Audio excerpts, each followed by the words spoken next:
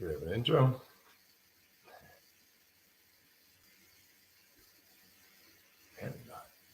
Anyway, hello and welcome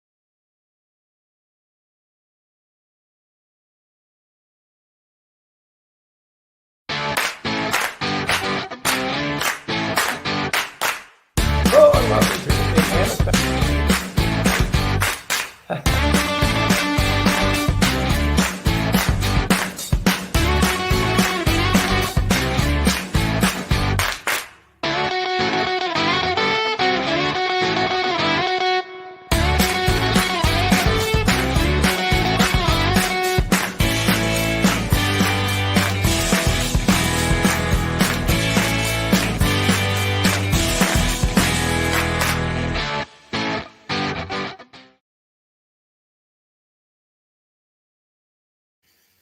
Hello and welcome to another episode of the original Intersex Connect Live, the place where people in and affecting the intersex community come together.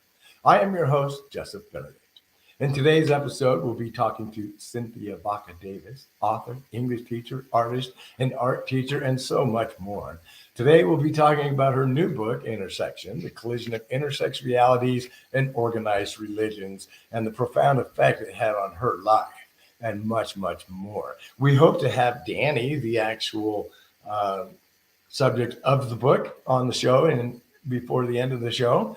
And they're on vacation, so we're trying to snag them off the beach or wherever. Anyway, this is an interactive broadcast, so we'll be able to respond to your comments and questions in real time. So, hey, everybody. It's so great to see you all here today. And always, well, what I want to do first is I want to give a shout out to all the intersex activists across the world. We don't all get along. We don't all agree. We don't all agree. But as long as we are not disparaging each other, that's okay. We're allowed to disagree. But we are making great progress, all of us together. And I say this because of the source of this information was an avenue that I've never even considered, never even thought about it. But February 6th of this year, so just recently, the American Bar Association, from the American Bar Association, they adopted Resolution 511, supporting the bodily autonomy of children with intersex traits. Within Resolution 511, the ABA urges licensed professionals not to conduct or propose medical or surgical interventions on minors with intersex traits until the minor requests the proposed care, understands the impact of the proposed care, as well as alternatives, is providing with affirming psychosocial supports, and gives informed consent or assent except when immediate life-threatening circumstances require emergency intervention. So my applaud to the American Bar Association. That's one avenue I never thought, and it could actually change laws because all of our politicians are lawyers. Anyway, right at this point, I would like to bring in my lovely co-host, Julie. Hi. Hi, Julie. How are Welcome. you? Very good. How are you? What a I'm beautiful new good. smile you have. Thank you so It's much. awesome. Great to see it. Good to see you too. Hey, that's really good news about the American Bar Association. It's funny because, I'm here in Savannah, Georgia, and one of the original 9 founding fathers of the American Bar Association, Alexander Lawton, is buried at Bonaventure Cemetery here in Savannah. But that's just really, you said that, and I just thought of him immediately, and I thought how far things have come even from the institution being built. Yes, absolutely.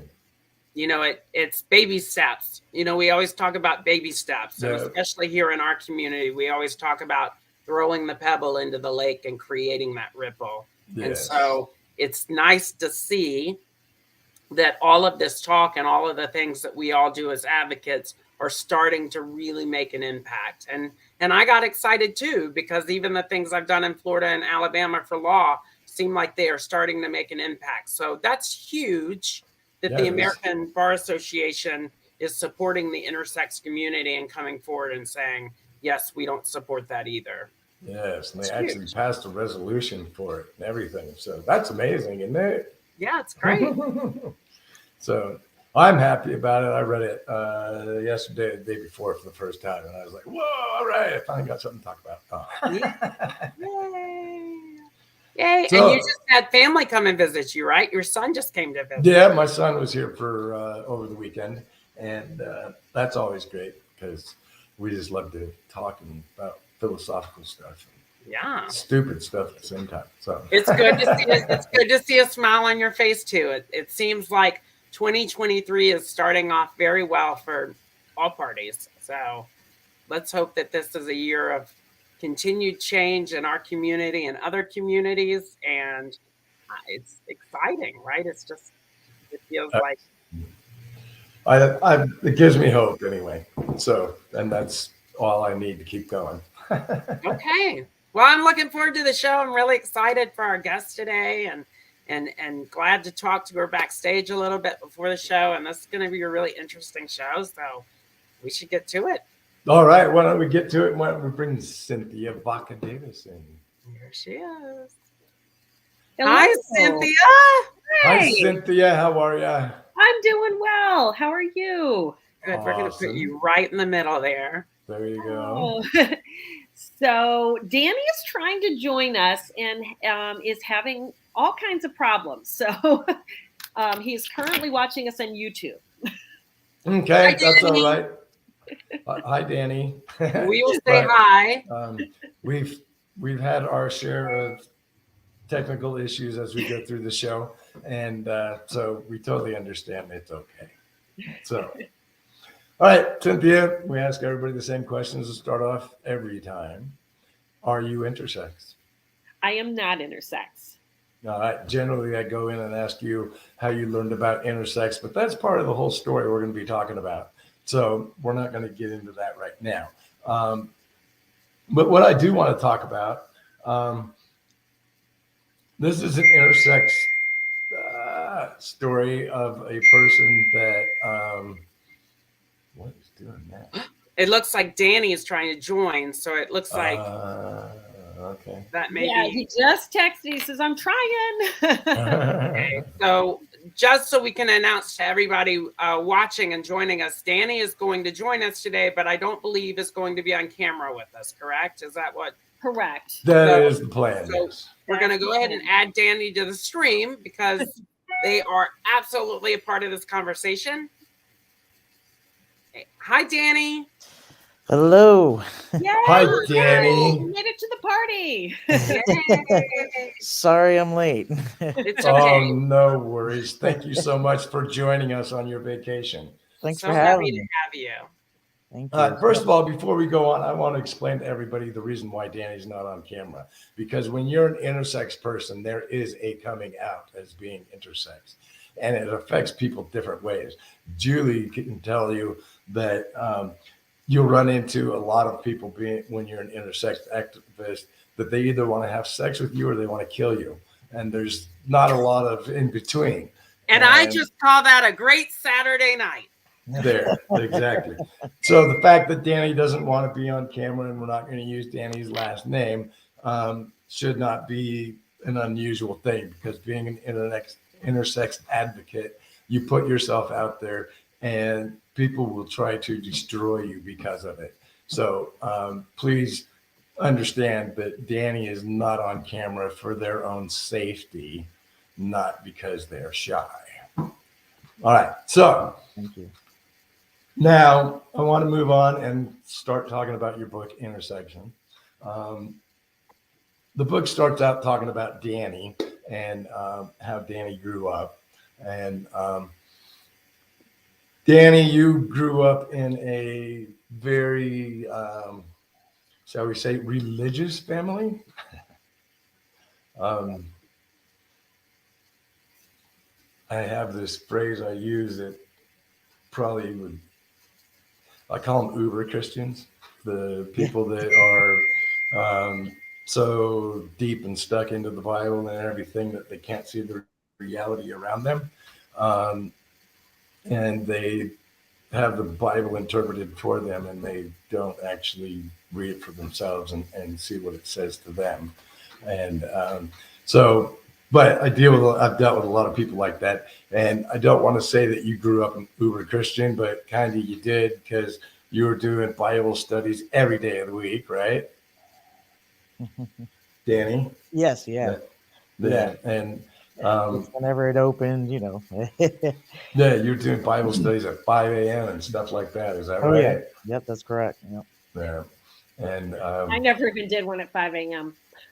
You never did one at 5 a.m.? I'm very rarely awake at 5 a.m. I very rarely am awake at 5 a.m. too, so it was kind of a big deal that I went to one at 5 a.m. So that's I did the 5 a.m. ones for a long time because I had to do it before work, and walking in the cold and the snow and stuff like that. It was kind of good though.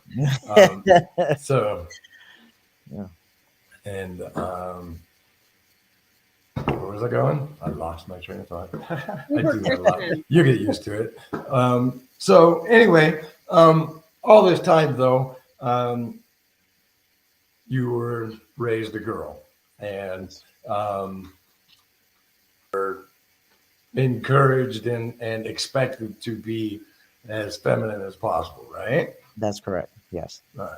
And but you didn't feel feminine, and it wasn't comfortable for you, and the whole time, like from the beginning of your childhood all the way through, it never felt right. Is that correct? That's correct. Yes. Okay. And trying to fit the story in here together, and make it make sense to everybody. Yeah. Go ahead. I was just gonna say that's something I always felt like I was a boy, and would tell my family that I was, and friends, and they would just correct me. No, you're a girl, and that's something that she shared in the book. Is but one day I'm going to be a boy. You're going to see me as a boy. That's something that I would always tell them. Because you're right. It just never felt right. I always felt and identified as a boy or a man, and no matter what I was being told otherwise, and encouraged to be more feminine than I was, and which went against my grain and caused a lot of strife between me and my mother, me and my grandmother. That was something that kind of rubbed us the wrong way in our relationships. Yeah, I could see that. Because I have religious people in my family that won't talk to me because I'm intersex. So I totally relate. So then you had a unexpected puberty, I guess, for lack of a better word. Yeah. You did not have the puberty of a female. Is that right? Yeah. Well, I did, but also of a male. So it kind of threw everything off. I really expected, I did not expect to get my period and develop breasts, but unfortunately that's what happened. And I was hoping for, to develop more, a penis and testicles, and that happened. Well, I got one testicle, and semblance of a penis growing, and so it was very confusing. And I have to imagine that was like startling and yes, embarrassing, and not necessarily something you'd be like, "Hey, mom, guess what?" no, yeah. Exactly. Yeah. I was excited when I penis testicle piece, that's very exciting for me. The period and breast was devastating to me. Yeah, I can understand that. And was it a regular period or irregular? Not to be too personal, but that's a good question. I would consider it irregular. okay. Yeah. All right. So, and then I have a brain cramp because after you went to a Bible college as well, yes? That's correct. Okay. Which do you want to mention the name of the Bible college? I don't know if you guys want to call these people out or not. I purposely kept it out of the promo so that you guys can have the decision on whether or not we name the school. I think I'd prefer not to, if that's okay. Yep, no, that's fine. All right. So, and then you were going to this school, and this was where you were doing the 5 a.m. Bible worship and things like that. Is that right? That was more when I was a teenager with campus life. Then I did the 5 a.m. That was mainly with students, and then after college, during when I was working with teenagers and doing Bible studies at 5 a.m. So it was kind of before and after my college experience. Okay. And did you finish college, get a degree? I did. I did my 4-year degree in 5 years. That's all right. But yes, got my There's degree. nothing wrong with that. There's nothing wrong with that. But Thank you. Absolutely not. we all have. I know people that are like in their 50s and they're still in their freshman year of college. So I mean, Yes, and a lot of times it's financial constraints and times and life gets in the way. So I totally understand how that works. And what is your degree in, if I may ask? Sure, it's in music. So There you go. Yeah, Being the music leader and all those things. And you play guitar, is that right? that's correct. Yes. Okay. And we should have told you to bring a guitar. All right. So for a second here, we want to switch over and ask Cynthia basically the same questions because your childhood was very religious as well. Is that right? Yeah, it was a little different than Danny's, but also elements that were the same because I wasn't born into a Christian home, but we became a Christian family when I was probably about 8 years old. Mhm. And my dad discovered Christianity first and started going to church. And for me, it was just, oh, this is cool. This is different. I like new experiences. So I started tagging along with him. And my father is a seeker at heart, has always been a seeker, wants to know everything about everything. So it was an investigative process for him to figure out what church was the one that he wanted to settle down in. And it turned out that I got exposed to a lot of Christianity. We went to a Bible church and a Bible Baptist church, and they were kind of different from each other. And then we went to Presbyterian church and Charismatic church, and I just got to see the whole cornucopia of Protestant religious expression.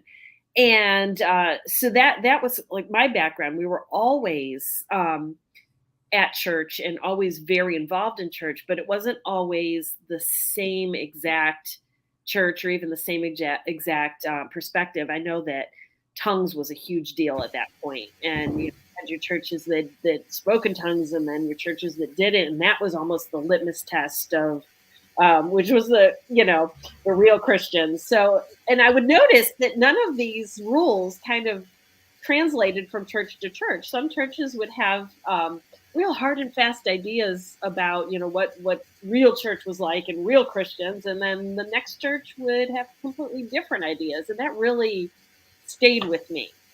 I really, Bible Baptist different. That's what they call it. Yeah. Yeah, Maddie said Bible Baptist different. You're so diplomatic. You were telling your story about the different churches, and I'm thinking, please don't say snake handling. Please don't say snake handling. I can honestly say I never did have a snake handling experience happen in front of me in church, which I'm pretty thrilled about. That would have been. I would have been out. I would have been like, and I'm done. Yeah, I think I've seen enough. That'd be some scary stuff there. But all right. So then during your after your childhood and everything, you went to a Bible college. Is that correct? I did. So I am. I'm somewhat of a dabbler, as you'll find out. I went to not just one Bible college. I did not have a straight path through my academic life. I was at a Bible college for a part of my time. I was at a kind of liberal Christian school. Then it was at a Bible college, and then it was at a sort of more conservative Christian school. And then I ended up getting married and finishing my education through. My husband was in the military, and I finished my education at the Military Education Center. So I also experienced a lot of different things there too. Do you feel, because it's interesting, because you said you started your Christianity after you were in your adolescent years, as your family became more immersed in Christianity. Did that play effect? Was that an effect in where you chose to go to college, do you feel? Or do you feel like you would have gone to any other college? Or do you feel that Christianity kind of pushed you into more of a Christian-based academia? Oh, yeah, of course, because, we were all in as a family. Like once we started, following the Christian faith, it was whatever church we were in, we were there whenever the doors were open. My parents tended to gravitate toward leadership. When I was in fourth grade, I went to a Christian school, a Baptist Christian school, and I stayed there until ninth grade. And I ended up then going to public school, but that was a big move for me. And I did graduate from a public school, but it was when it came time to choose college, it really seemed that a Christian school would be the best option. I did apply to a couple non-Christian, just secular campuses, but I think I just felt that the thing to do was to be in a Christian school so I could not lose my faith and be around other people that were like-minded. Pardon me. But so then you're going to all these schools and you got a degree in teaching. Is that right? Eventually. There you go. And, I got my BA in psychology. That was my first degree. I was a slow burn. I was very, it took me till I was 26 to get any degree at all. And then I started getting several all at once, or not all at once, but right after I was 26, I got my BA in psychology when I was 26-year-old. And then I didn't get my teaching degree until I was almost 40. Yeah, I understand that. My wife went to school for 17 years. So, I mean, some of us just, we dig in and remember the long haul. Yes. And she's got way more degrees than I'll ever have. So, but it's a lot of work and it takes a lot of time and it takes a lot of money. And if you're not going on the GI Bill, it takes even a lot more money. And so congratulations on doing all of that. So then you ended up teaching at a Bible college, is that right? Yeah. So I had as I've sort of indicated, I had a sort of circuitous route in my academic life, but I really did want to be a professor all along. I thought it'd be great to be a professor. It took me a while to do the things that one must actually do to become a professor. So, yeah. But finally I was adjuncting. I was working as an adjunct at two different schools. One was pretty close to my house and it's where I still work today.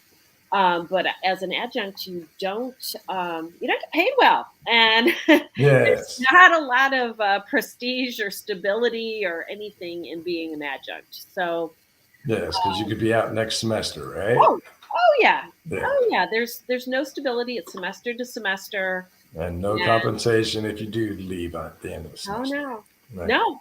So yeah, I was excited to finally be in a college classroom to be teaching. But I wasn't getting enough classes at that time to really be making what I hoped to be making. So an opportunity came up to teach at another school. And some adjuncts I know teach at many, many schools. The most I ever did was 2, and that was overwhelming. But there are people out there that are at 3 and 4 and even more schools. But I was I was driving just about an hour from one of my campuses to the other campus to teach. And the other campus was a little tiny Bible school. And I was teaching English there. There you go. Teaching Yeah. English, huh? I was teaching English, so I would drive from my campus in Virginia and cross the state line to North Carolina, and I was teaching there a couple days a week. And But that got old. Yeah, well, you know, I don't know what it was. I was really for a while just loving it because I'm thinking I'm doing what I want to do, and I had this in the back of my mind that something good's going to happen. I just have to keep plugging away, and one of these two schools will pick me up permanently, and then I'll have a real job. This is what's in my mind the whole time. Yeah. At this point, I'm just thinking I'm paying my dues. There you go. All right. Before we go to the rest of that story, I want to find out how you met Danny. Yeah. So you want to hear my version of it first? Yeah, I want to hear your version first, and then I want to Look, the way she said that's kind of like when couples are like, I want to know how you met your husband or your partner, right? And then they're like, oh, I have the real story, right? Yeah, I think our stories will be similar. We were going to the same church, and this was a church that was very different from any church I had been in before. And I kind of fell hard for this congregation because it was so, when I say it's so different, it was because it was so much more diverse and initially so much more welcoming than other churches I'd been in. There were people from all kinds of different economic backgrounds and social backgrounds, and it would seem to me that when we all came together, we were all it was okay to ask questions. It was okay to learn from each other. It didn't seem to me that there were these weird esoteric rules that I always encountered at other places. So I was really loving being at this church. And there was a couple there. Well, we weren't an official couple. There were two people that seemed to be a couple that and I became, this is Danny and his then partner. And I became friends with Danny's partner first. And I really didn't know what their true relationship was, but I suspected they were a lesbian couple. And that made me happy because I thought, oh, I go to a church with lesbians now. This is great. And Danny and his then partner were leading the youth group. And like I said, I was more friends with his partner at first, but then I started getting to know Danny, and again, Danny is presenting female at this point, so up until one particular night, that was my frame of reference. That Danny was our female youth leader. Danny was our drummer in the band. And then one night, I got a text that Danny was at Panera and wanted to talk. And that's when I learned who Danny really was. All right, so now I want to ask Danny, because Danny, did you start going to that church because they had lesbians? No, I'm just kidding. I feel like you'd be watching television and say, "Come to Grace Baptist. We have lesbians." That's right. Yeah. That'd be a great tagline, right? Yeah, we have lesbians. But no cookies. But no, that day at Panera Bread, though, Danny, that had to be rather emotionally, I want to say scary, but I don't know if that's an adequate word. When you were going to tell Cynthia about your being intersex, and she was like the first person other than your partner at the time that you've told. Is that right? Yes, that's correct. Yeah. So while I was actually working with I had a life coach that was kind of walking me through coming out and overcoming fears. And I've been working on my, what's the word?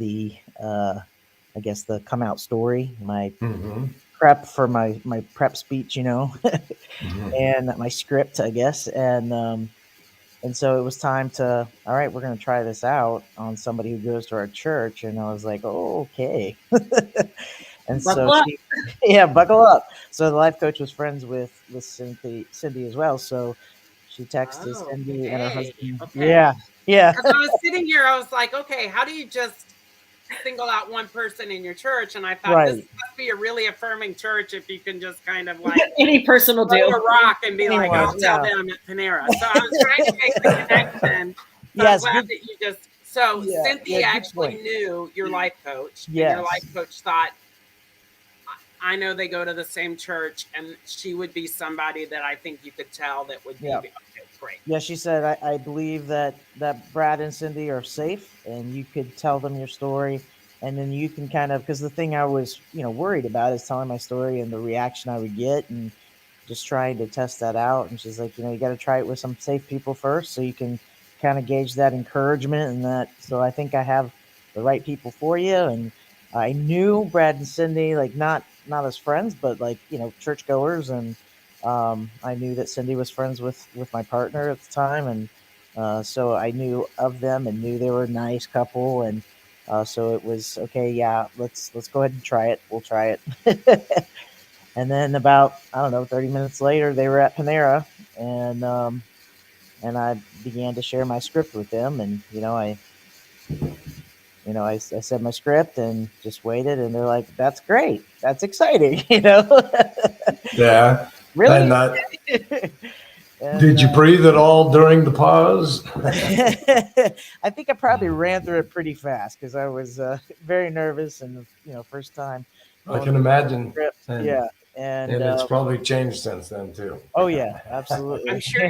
I'm sure what was your script then, you could often say probably now is your testimony, right? Yeah, yeah, it's And true. that's what's great about it is we all kind of go through these linear moments that really kind of form our testimony as Christians.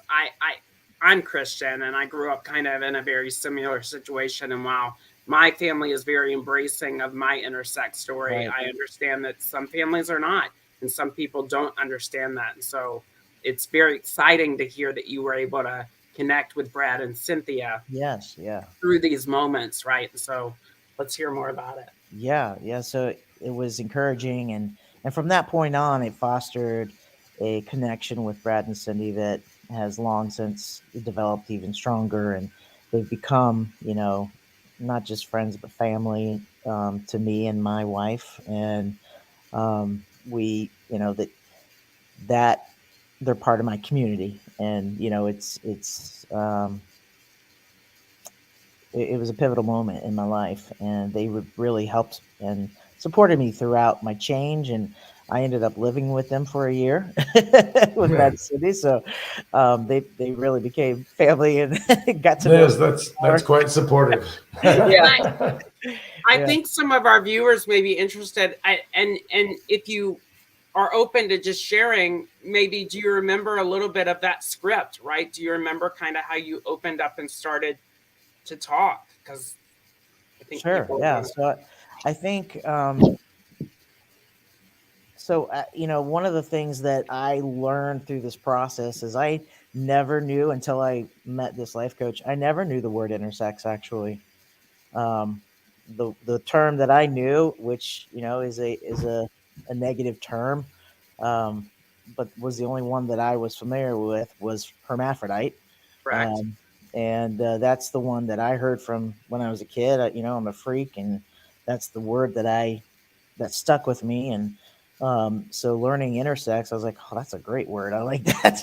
That's and yeah. So I think part of it was kind of explaining what intersex is, and just saying, I have lived my life as female, and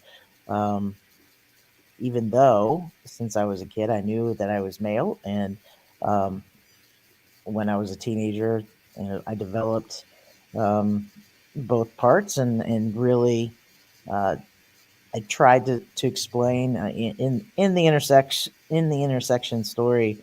Cindy explains kind of the locker room uh, debacle I had that kind of made me shut down and not want to realize that I'm not normal, quote unquote, and felt like I needed to hide who I was from everyone.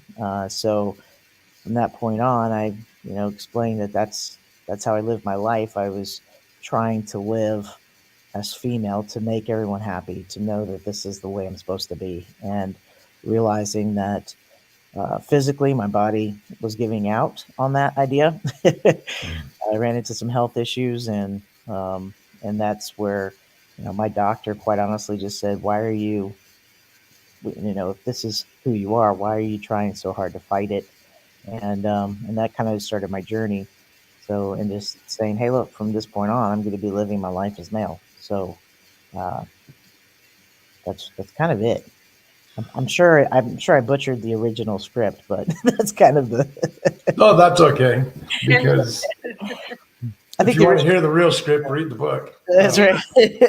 And Cynthia, for you and Brad, and I know Brad's off camera right now, that's Cynthia's husband. Can you share with us a little bit of what it was like sitting on the other side of Danny and the script in that moment? Yeah, so I knew something big was coming, just from the nature of the text. And we were actually already at a different restaurant at the whole other end of town waiting for pizza. So we boxed up our pizza and just flew over to Panera, just because I knew it was going to be something. I didn't, 'cause not knowing what intersex was, I wasn't totally prepared for that, but I knew it was going to be something big, and I kind of knew the neighborhood it was going to be in, because we all knew that Danny wasn't doing well at this point. Danny mentioned his body giving out, and he was just not his usual self. So we all in our church community knew that things were going on. So we packed up our pizza, got in the car, went over to Panera, and then I'm just sitting there, just waiting to see what Danny would say. And I knew it was going to be hard, and whatever he had was going to be, difficult for him to get out. So I wanted to just give him the space to say what he had to say.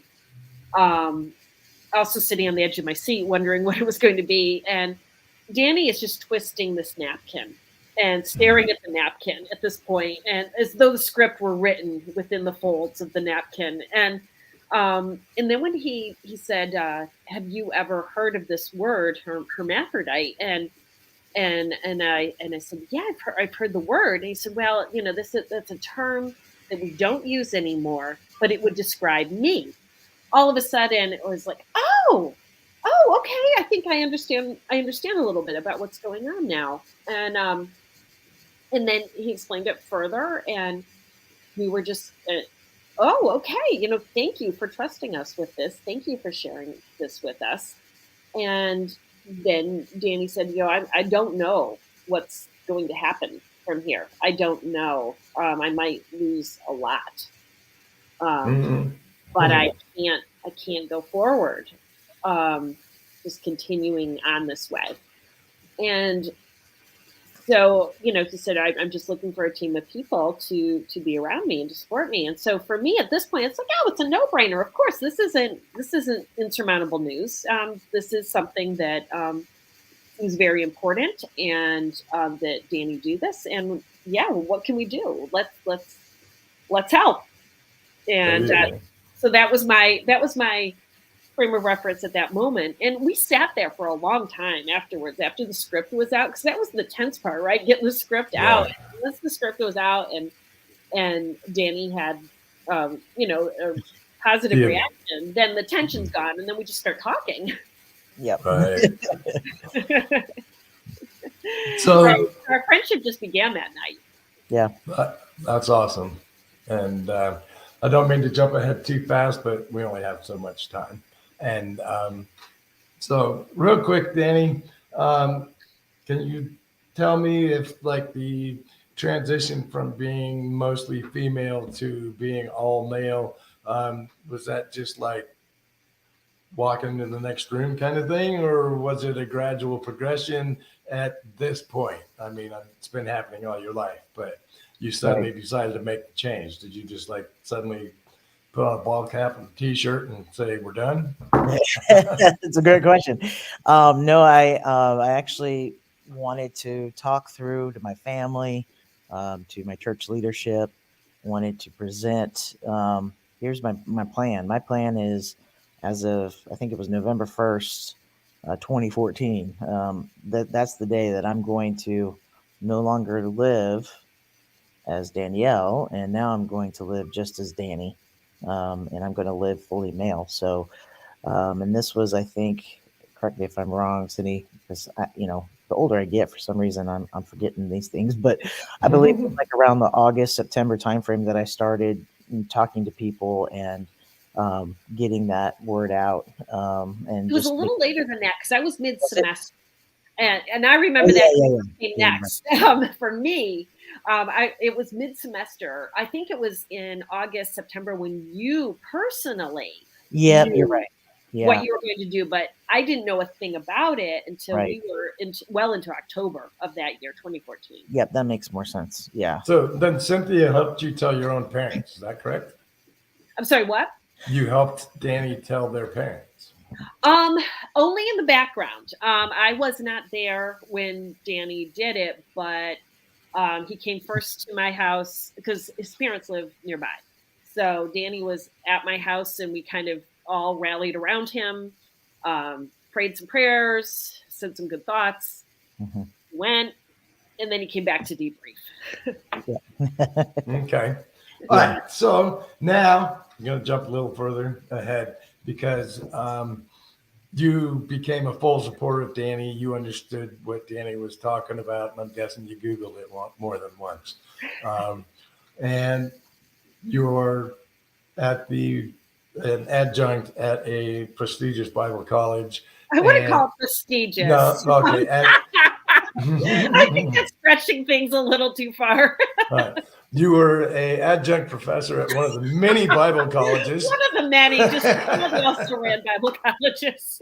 She's like, let's not give them more credit than they There do. you go. And but then through circumstances, you were up for a professorship. Is that correct? Yeah. So unbeknownst to me, as I'm sitting in this Panera, I didn't know that I was about a week away from being truly tested in what I had just promised Danny. Because I said, of course, I'm going to support you. I mean, and I don't think that version of me had any idea the true cost that allyship can have. And I do now to this day understand that true allyship has a cost associated with it. And I was about to learn this lesson. So I pledged support to Danny and did not know that I was about a week from being called by the Bible College to step out of the role of adjunct and into what they call a tenure track position. And because I've been living in academia for my whole life, basically, I've only recently come to realize that not everybody knows what a tenure track position is, but it's basically when you have tenure, when you teach at a university, your job is locked in. You have lifetime appointment. It's very hard to lose that. So it was the exact opposite of what I had at that moment, which was it's kind of like being a senator in a way. Like once you get that senatorship, right? It's hard to get out of that. Like you're in, and yeah, it's everything I want. It's safety, security, community, belonging, secure income, benefits, all of that. Oh yeah, all the things that I wanted, that I craved, and in the back of my mind was thinking, yeah, I just have to keep running my circuit here between these schools, and something good will happen. Well, now here's the good thing. Finally. Yeah, yay! Yeah. But so you were saying you were tested, right? Because your allyship was tested. So you had promised and made these promises to support Danny however you could, and then you get tenureship. You get your tenure, right? Oh, I don't get my tenure. No. You're on that track. You're on that track, and you're now a professor. Oh no!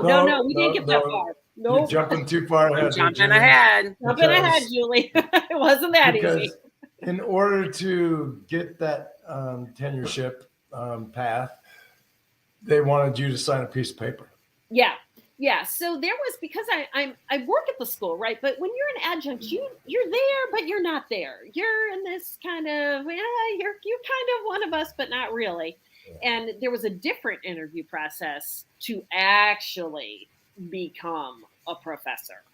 And so I had to go through this next, like, higher order of interviewing. There was what they call the full campus interview. So even though I've been teaching at this school for like 3 or 4 semesters now, I have to come for the campus interview and be presented before the faculty and sit around a boardroom table and answer more in-depth questions to make sure that you're good enough to come in a couple times a week to teach English, but let's see if you're good enough to truly become one of the faculty.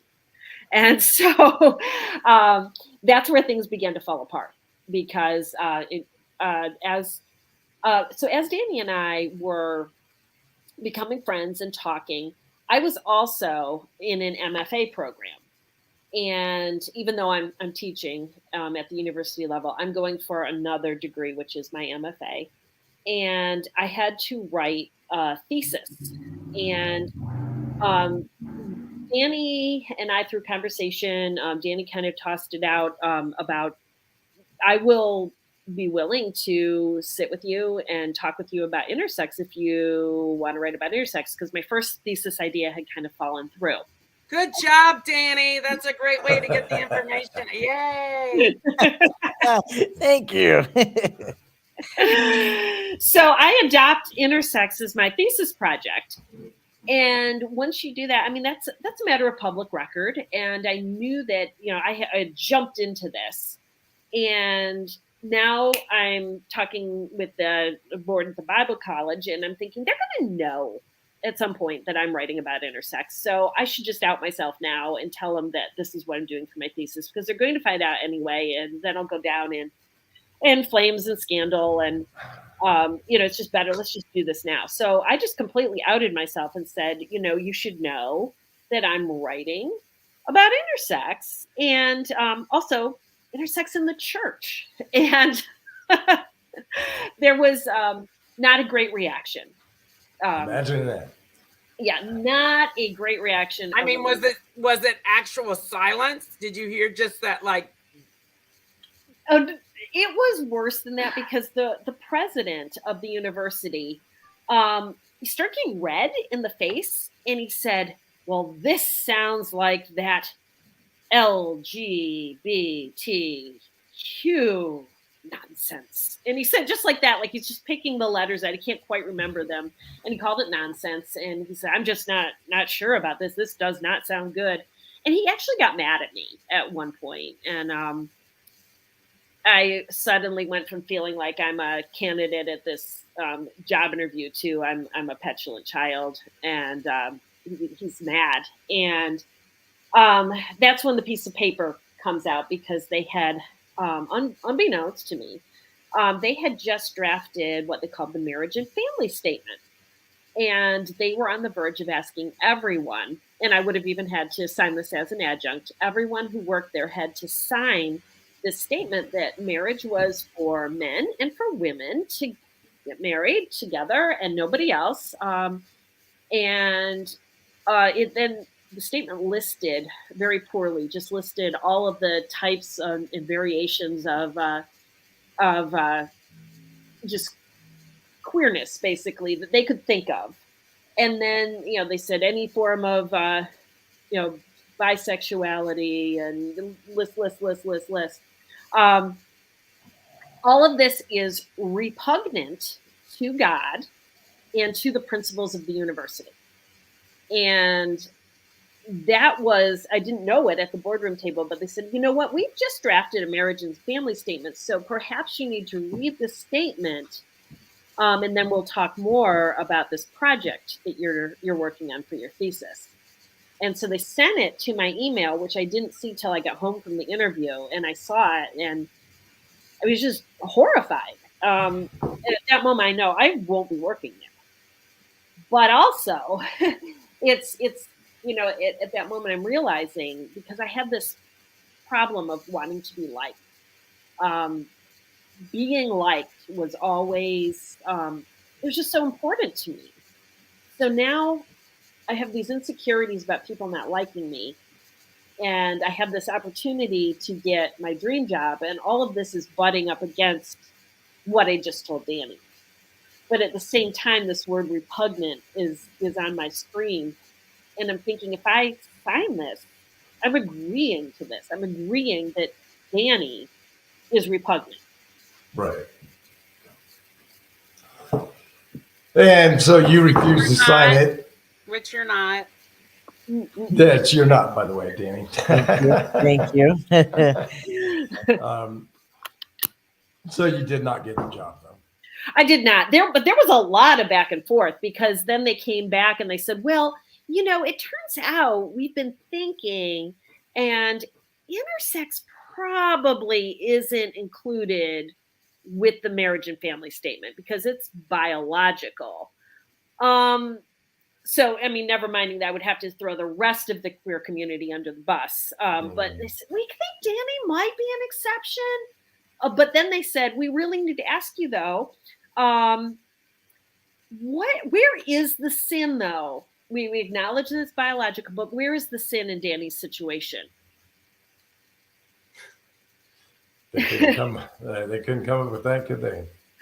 And they wanted me to answer that question, and I had no context for what they even wanted me to say. And it turned out what they wanted me to say is that it was okay for Danny to be intersex because, well, I guess he couldn't help that. But I was told, like alcoholism, just because you're born a certain way doesn't mean you have to give in to certain urges.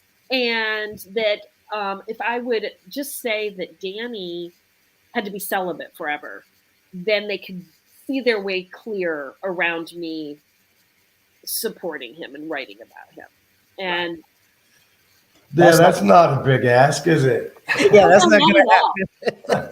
No. Yeah. Well, and that's something too that I found interestingly enough within the Christian churches or any religious backgrounds is that it seems like intersex, if it's a biological thing, seems to be a little bit more accepted than LGBTQ.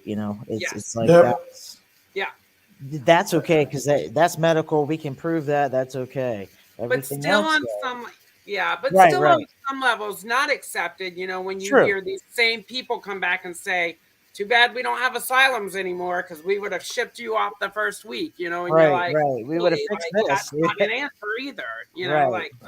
Yeah, it's true. It's true. But it's a shame that's what it comes to is, okay, we can segregate this piece out and say, yeah, this is acceptable for my beliefs to still line up, but everything else does not.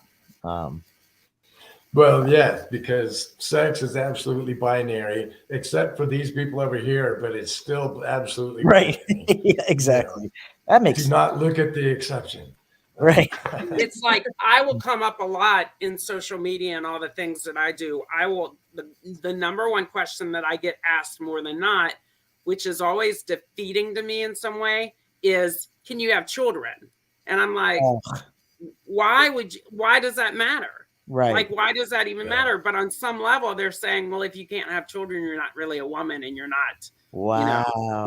And so you go, because they're trying, it even seems even in the Christian church and I'm Christian, right? But it seems like in religion and then in society, people are so and I don't want to say uneducated. So I'll choose a better word, right? They don't know, right? So they break it down. They start breaking it down into all these sub characteristics to make sure that they can process it better or process it easier. And that's not fair to us either, right? We are all human first, and we should all kind of operate on that scale and not operate on all these different kind of ways to put us in a box, right? So I think it's it's a narrow-mindedness, and you have a certain perspective, and if something does not fit that perspective, it has to be thrown out because it does. If I can't make it work, instead of expanding that knowledge and understanding and trying to see how it does work, it's rejected because it doesn't fit what I think it should be. So it can't be right. And that's not the case. And I do have to ask, because and it is something I'm curious about, and because y'all both met in your church and y'all found each other through that church.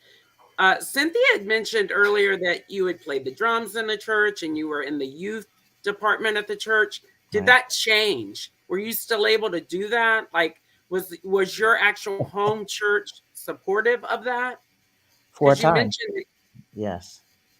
And I had to do some interesting things to stay in that role. I ended up, my wife, we started dating, and that became a church problem that needed to be addressed with the church and not just questions directly from leadership to us, which was quite, now that I'm years away from when it happened, I would have never, at this point, I would never have agreed to do that type of thing. But at that time, I just felt like it was important for me to stress how I'm not a freak and this is a normal situation. We are dating and this is a good thing. And I wanted to prove that, hey, I could continue doing what I'm doing and be a Christian, and this is all okay, and that became an interesting town hall meeting, I would say. I would imagine. To put it mildly. And they wanted, I had to give, explicit details on whether or not we were having sex, if we were, doing anything immoral, or, it was kind of embarrassing. We had just started dating, and I'm thankful that she's here today and she is my wife, because that wasn't fair to her to go through that ringer. No. It wasn't fair to me either, but I really felt bad for her, because I did not expect the kind of questions that they gave to really get into our intimate lives and try and expose some sort of sin that would excuse them from saying, nope, you can't be a leader anymore. But after that, I continued to be a leader for a time, and continued to play in the worship band and even lead worship at times. And still stayed engaged in the church for as long as. For me, it's interesting as a third party listening.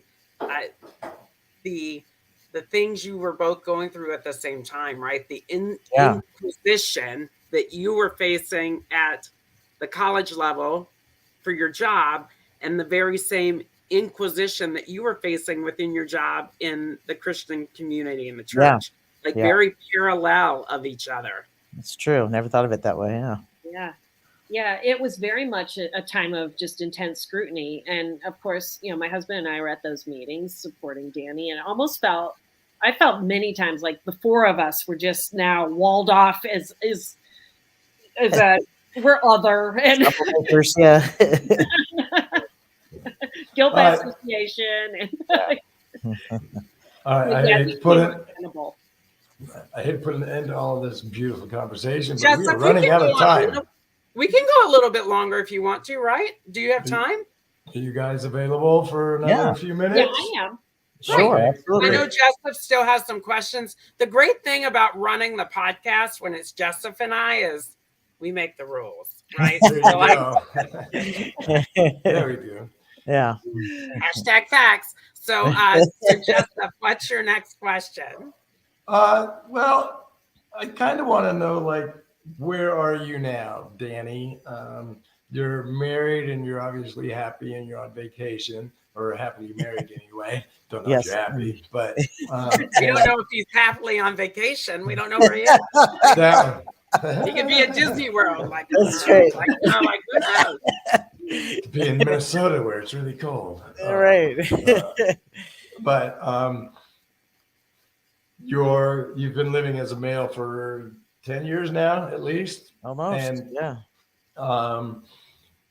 your life has progressed well, and there's a good ending to the story, right? Absolutely. Yeah. I think as many people do when they come out, there's a few years of turmoil, ups and downs, roller coaster, because there's people that don't accept you, and then later on accept you, and then there's people who accept you at first and then don't accept you later, and there's those who stick with you the whole time. And so kind of coming out of that, and I guess establishing my life and being in a zone where I know, who in my family supports me and who in my family doesn't, and what friends I still have and what friends I don't, the community that I have that has grown. And yeah, I would say I'm very happily married. My wife is incredible, and she has been along with me throughout this whole journey. Apparently sitting next to you. She's Sorry. She may or may not be in the same room. But Danny, how would you say your health is? Because a lot of intersex individuals, even ones that are watching, I myself had to make a change at 43 just to live longer, and that's what put me in the female vessel from growing up male. But my health is 100% in the best that I can be. And you had mentioned earlier that kind of led to you having to live now in the vessel you're in. How's your health? Would you say your health has gotten better? Oh, 100%. Yeah. I'm way healthier than I've ever been today than I have ever been in my life.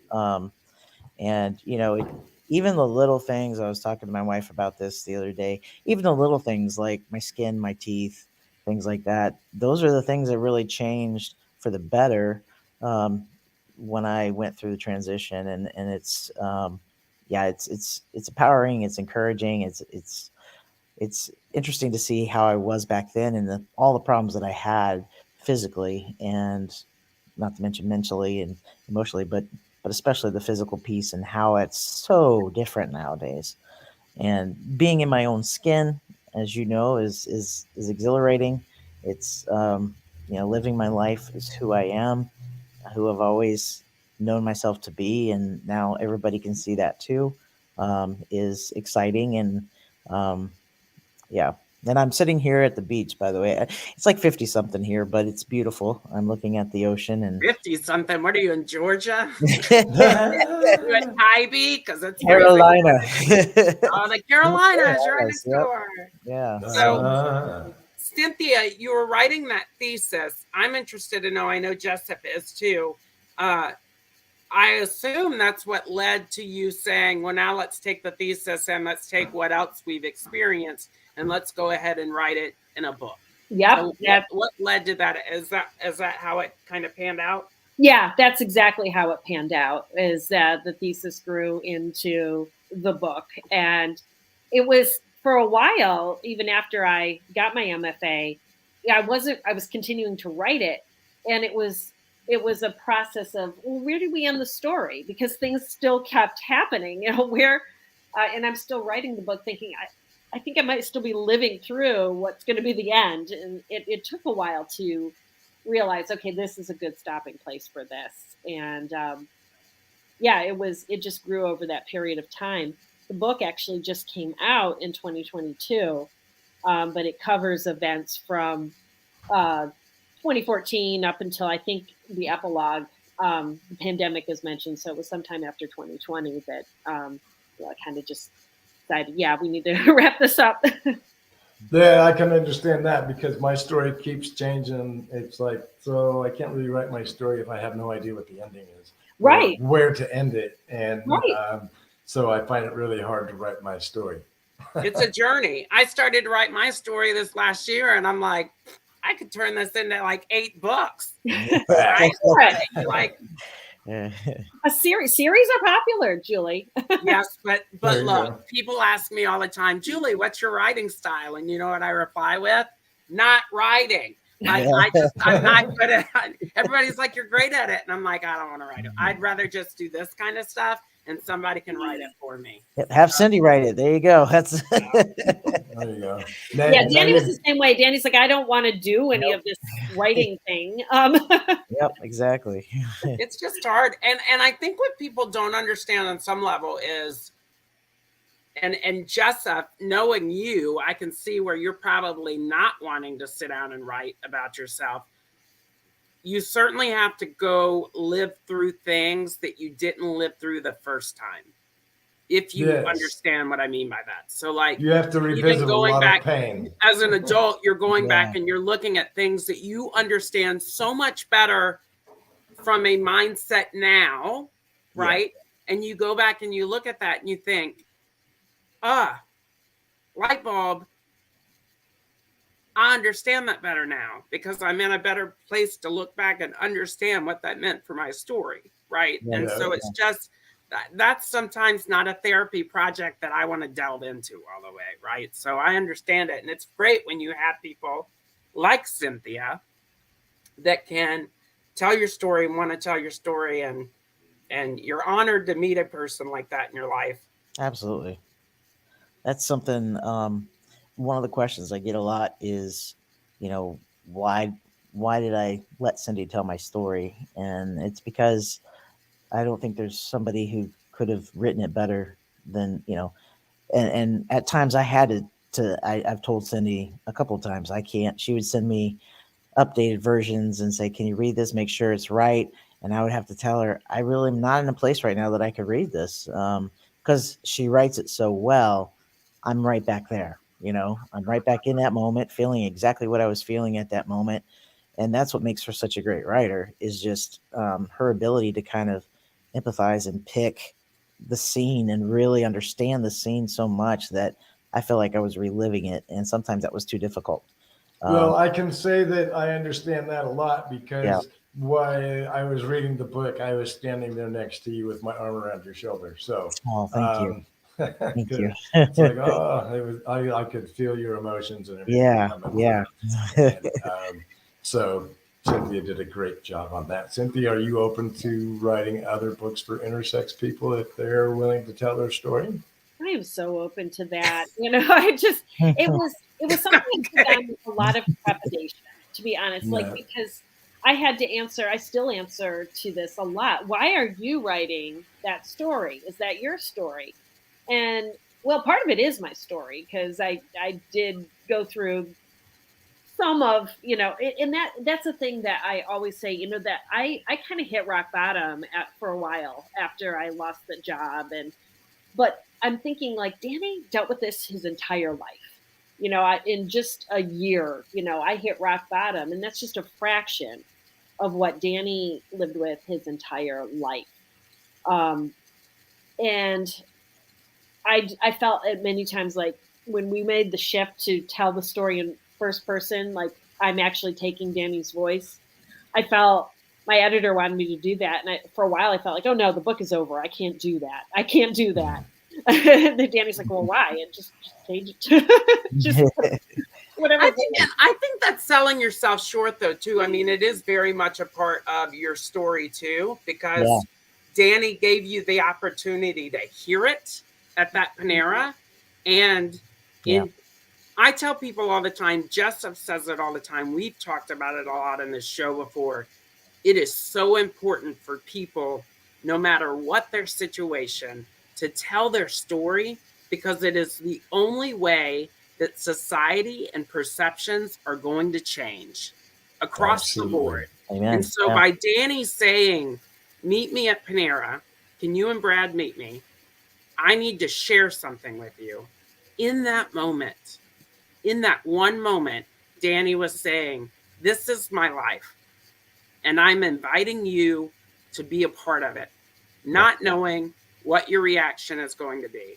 And let's be honest, in any situation with anybody, you and Brad could have looked at each other and been like, I've never heard of this before, and we don't support it, and bye. Yeah. But you said, this is really cool. In a way, Cynthia, I don't know if you've heard this before, but you said it earlier. You have your dad's heart. You have that seeker heart, because you took that moment to say, this is different and it's interesting and I'm not aware of it, but I'm going to embrace Danny because that's what we do in this community, and that's what we do with our faith, and that's what I was raised to do, and I'm going to write this story. So it is your story because Danny made it a part of your story. Spot on. So don't sell yourself short in that. Thank you. Just like we say in life, Jessup's story is my story. My story is Jessup's story. Our story is collectively part of that intersex tapestry. Danny's in that too. People that support us in their allyship, yourself, Brad, y'all are a part of that story too. That's right. And it is important that we all use our voices and our platforms to tell that story. So don't sell yourself short in saying that it's not, because it is your story. That means so much. Coming from you too, as an intersex woman, that means so much. I sat with agents sometimes when I was trying to get the book out there, and the agents would say, I don't know if this is your story. Whose story is it? And it was discouraging for a while. I'm thinking, I'm never going to get this book out there. And I felt all the time what you were saying. People need to hear this. People need to know. But all that to say, yes, of course, I will help anybody tell their story if I can. If that takes such an intense amount of trust. Yeah, it does. And I held Danny's story very carefully. And that's why I wouldn't feel comfortable putting anything out unless he read it, unless he said, yeah, that's what it was like. But also, it took a long time because we had to pause at different points. I had to go work on other aspects. I had to work on my part of the story because I knew he wasn't in a place where he could read this right now. So it took some time, but we did it. Yeah, you did. And you did a great job of it, by the way. Thank you. Danny, has your wife read the book, Danny? Oh yeah, absolutely. Yeah, it's been good. She 100% supports it, and same thing. She's heard these stories from me, and then hearing them from Cindy, it brings them to life. And it's the way that she writes them. So. And then I have to ask, has anybody in your family read the book, and what are their reactions to it? It's a great question. Actually, I got them. No, I'm kidding. I know. Yeah, you do. Actually, just that I know of, a couple of my nieces have read it and have been fully supportive, and have been, it's like, wow, to know what you lived through it. I'm just proud that you're my uncle, and that's just something that really speaks life to me. And yeah, I'm hoping that some more of my family will read it. I'm curious to see how they react, but it's yeah. But just like though in writing it and everything, you have to be in the right place to read that story. Yeah. I've read a whole lot of intersex stories, and I'm always right there with them, and it takes an emotional toll on you. So I read a lot less than I used to because it was causing me health problems. And so I totally understand that they might not be in a position to read it yet, but hopefully someday they will. And so anyway, we are running way over time today. Yes. And I was wondering, Julie, did you have 5 random questions? No, because we're running over time. I didn't even prepare 5 questions. I mean, look, they're not even great questions usually. I ask better questions during this, right? Yes. The 5 random questions are like, what's your favorite candy snack for a movie? Do you know what I mean? They're just whatever. So, but we are going to run this clip real fast because we are going to run it at the beginning or the end. So let's watch this really fast. If anybody wants to read Intersexion, the story about Danny that Cynthia has written, you can find it on Amazon. There's a link below. You can also find other places to find the book, like Kindle, which is through Amazon, but other places as well by going to CynthiaVaccaDavis.com. She does have a tab on her website for that, but let's watch this real fast. Hold on.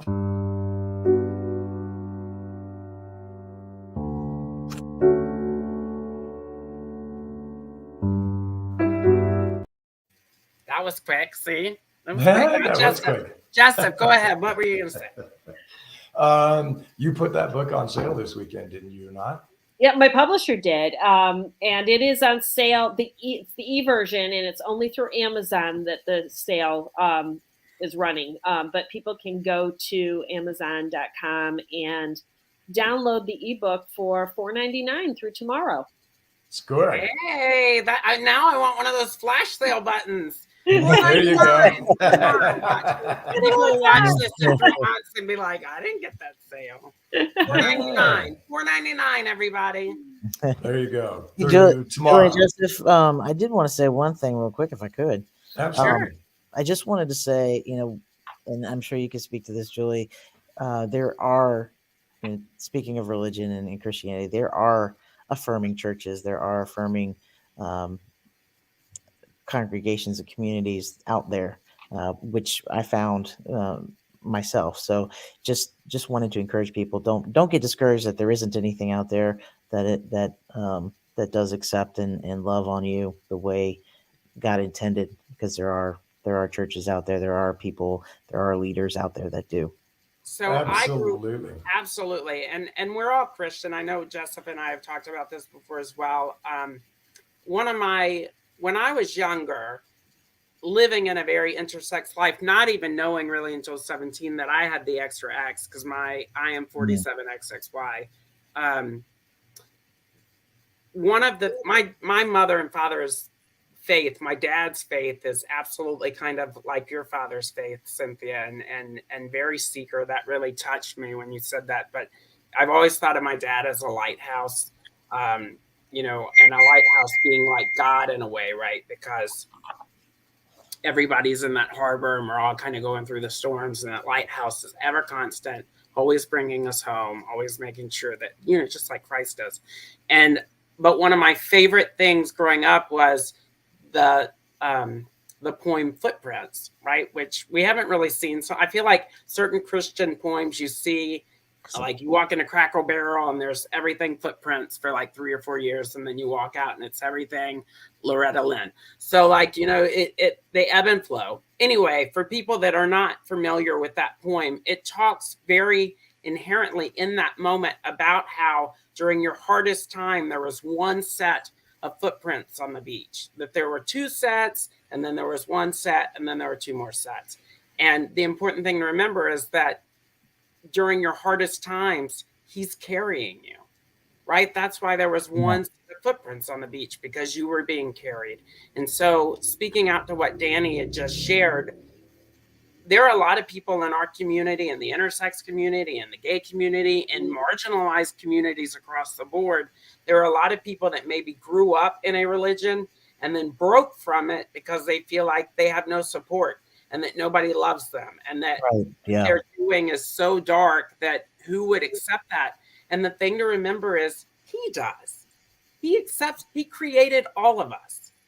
Right. He did. So he knows 100% what we're going through in our darkest moments. And all we have to do is go back. All we have to do is say out loud, please carry me.